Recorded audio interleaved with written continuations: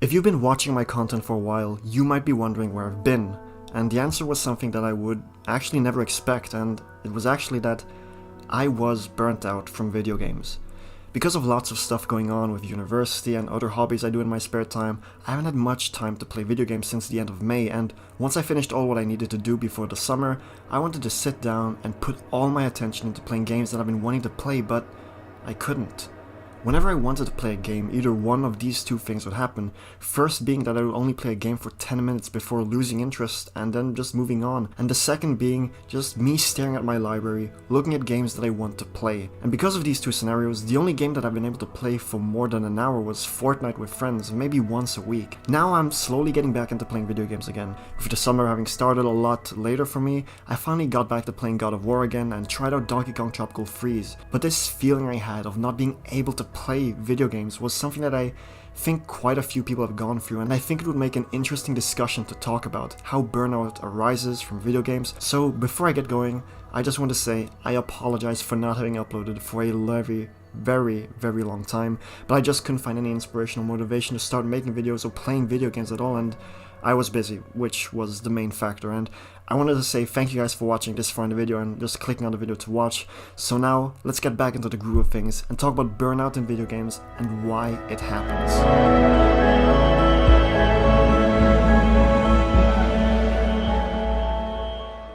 The first reason as to why many of us feel burnt out is quite simple really. We don't enjoy playing games for a certain amount of time, leading us to not play them. Simple really, but it goes a lot deeper than that. Every so often, a viral tweet will go, well, viral, or some YouTube video pops up in your recommended, with both sharing the same message.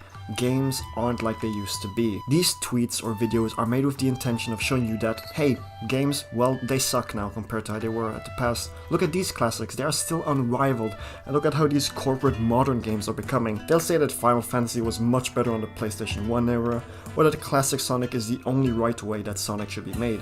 While, yes, they may be right to a certain extent, compare Final Fantasy 15 to Final Fantasy 7, and you'll see how much more lively the classic one is, or Sonic the Hedgehog 2 to Sonic Forces. Even if those games are fundamentally different from one another, the argument is everything used to be better. But what these same videos or tweets fail to look at are the games that are outside their own bubbles, or fail to look and understand the newer games within this circle. Sonic Frontiers is in my eyes the best 3D Sonic game, period, and Final Fantasy 16, having not played it yet, looks miles and leagues better than 15 was. Not only that, by saying games used to be better, they don't look at how much better other games have become. God of War in 2018 is not a classic game, it's very modern. Elden Ring and all the other modern From Software Souls-likes, they're all amazing. I mean, just look at the first half of 2023. We've got Dead Space Remake, Hi-Fi Rush, Resident Evil 4 Remake, a remaster of Metroid Prime, and the behemoth, which is Tears of the Kingdom. Sure, these people will make arguments that 3 of these games listed here are remakes/remasters. But aside from Metroid Prime, Dead Space and RE4 are so different compared to the originals that they take what made them so iconic in the first place and just make them that much better. Now, you might be finding yourself in some rut of not being able to enjoy the games that you play, so the first way to slowly get you back playing again is to play something that you enjoy, or find something that is outside of your own comfort zone. Go replay Metroid Prime again, or if you didn't really vibe with Final Fantasy 16, go play Chained Echoes, or if you missed the classic Zelda games, play Tunic. Games are far better than they have ever been. There's so many of them to choose from that there's bound to be something that you'll enjoy, but this can lead to its own problem, which is where I, and certainly a lot of other players, run into issues, and that is with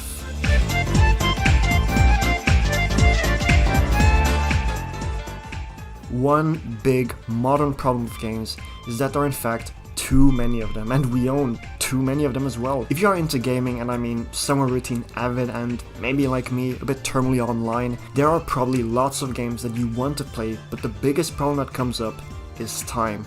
If you're a younger person, you might not feel this yet, but there is this time in life when you suddenly realize that I don't have as much time as I used to have before. That's what happened to me back in 2020, and since then, I've been trying to play games as efficiently as I could. I rarely go back and replay games that I enjoy. I disregard the trophies and just walk through the main path in the game. This subconsciously makes the game feel like a chore.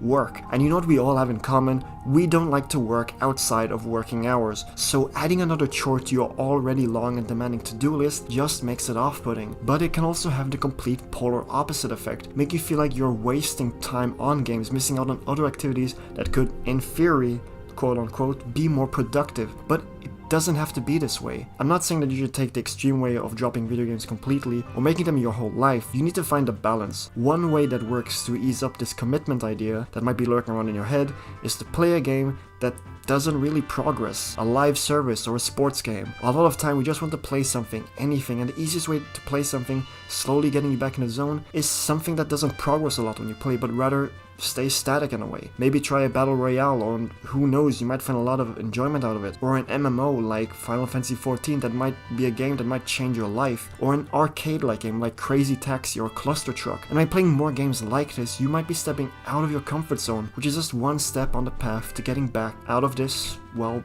burnout phase.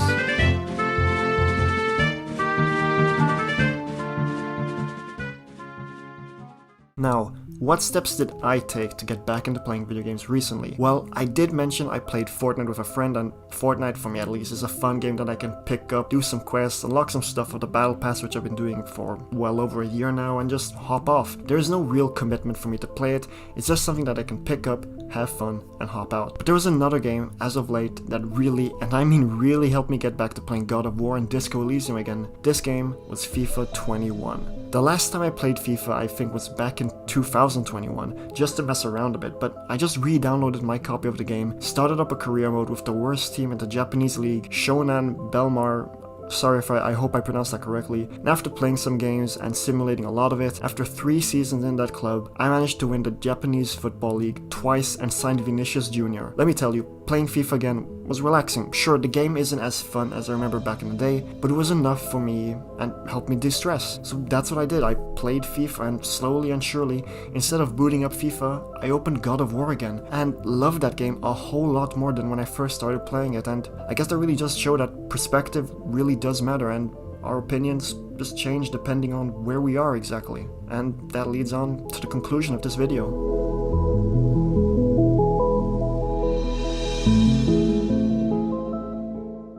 The popular Persona 5 loading screen quote is something that a lot of people should take into account.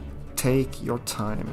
There are so many games out there that you will never play them all, so the best way to start having fun is to take your time. I sound like a broken record, but go back and replay some of your all-time favorites. I don't know, Cuphead, Mario 64, Contra, Halo, old school RuneScape, whatever game you enjoyed or may enjoy.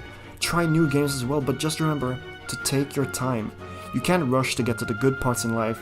You've got to wait and let them come to you.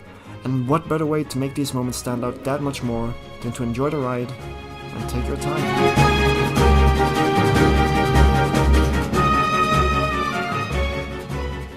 And with that, thank you so much for watching all the way to the end. A like, comment, dislike, and a subscribe all come a long way. It feels so good to be back writing about games and playing them again. I can't wait to get back into the swing of things, but I'll be taking my time on them. No promises on when the next video will be, but one thing's for sure is that there will be a next time, and then I'm gonna make sure that each and every next video I make will be much better than they were in the past. Well, that's the goal at least. So anyways, thanks again so much for watching. Have a wonderful rest of your day, night, and week, and with that, Storm out.